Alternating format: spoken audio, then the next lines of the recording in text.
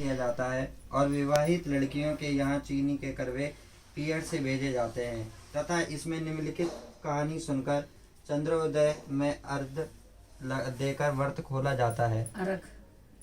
एक साहूकार था, उसके 7 बेटे थे और एक बेटी थी।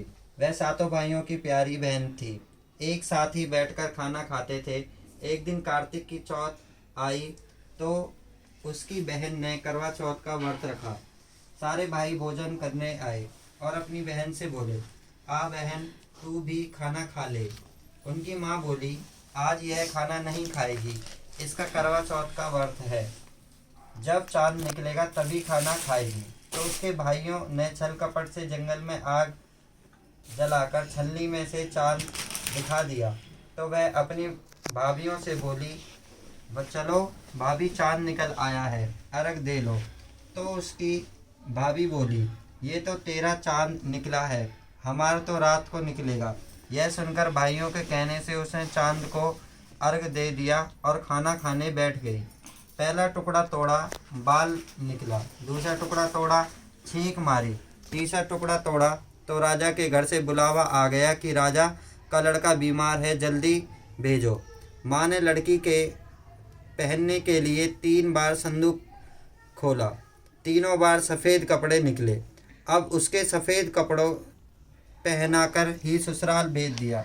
और माँ ने लड़की के पल्ले में एक सोने का सिक्का बांध दिया और बोली, रास्ते में जो भी मिले पैर पड़ती जाइयो तो तुझे सुहाग की आशीष देश उसे सोने का सिक्का दे देना और पल्ले को गांठ लगा लेना। अब उसे रास्ते में जो कोई मिला सबके पैर पड़ी, किसी ने भी सुहाग की आशीष नहीं दी।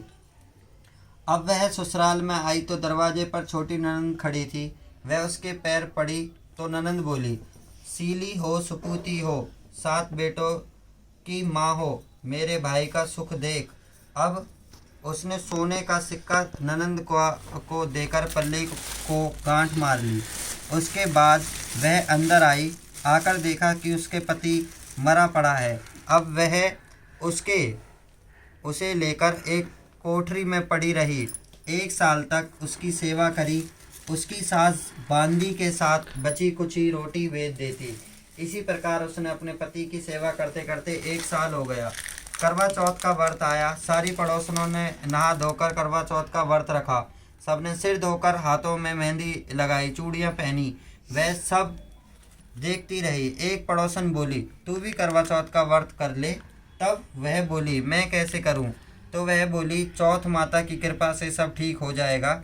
उसके कहने से उसने भी व्रत रखा। थोड़ी देर के बाद करवे बेचने वाली आई। करवे ले लो, करवे ले लो, भाइयों की प्यारी करवे ले लो। ए करवे वाली, मेरे को भी करवा दे जा। वह कहने लगी, मेरी दूसरी बहन आएगी तो वो तेरे को करवा देगी। दूसरी आई, करवे ले लो, करवे ले लो, भाइयों को प्यारी करवे ले लो। ए करवे वाली, मेरे को भी करवा दे जा। तो वह बोली, मेरी तीसरी बहन आएगी, वो तेरे करवे देगी। इस तरह 5 बहन आकर चली गई, पर किसी ने भी करवे नहीं दिए। फिर छठी बहन आई और बोली, मेरी 7वीं बहन आएगी, वह तुझे करवे देगी, बस तू सारे रास्ते में कांटे बिखेर कर रख देना। जब वह खूब चिल्लाती हुई आएगी तो उसके पैर में कांटा चुभ जाएगा। तब तू सुई लेकर बैठ जाना और उसके पैर पकड़कर छोड़ना मत और उसके पैर का कांटा निकाल देना, तो वह तेरे को आशीर्वाद देगी। भाई जियो, साई जियो। तब जब वह तुझे आशीर्वाद देगी तो तुम उससे करवे मांग लेना, तब वह तुझे करवे देकर जाएगी। फिर तू उजमन करना, जिससे तेरा पति अच्छा हो जाएगा। अब उसने वैसा ही किया। सारे रास्ते में कांटे बिछा दिए। जब वो करवे लेकर खूब चिल्लाती हुई आई तो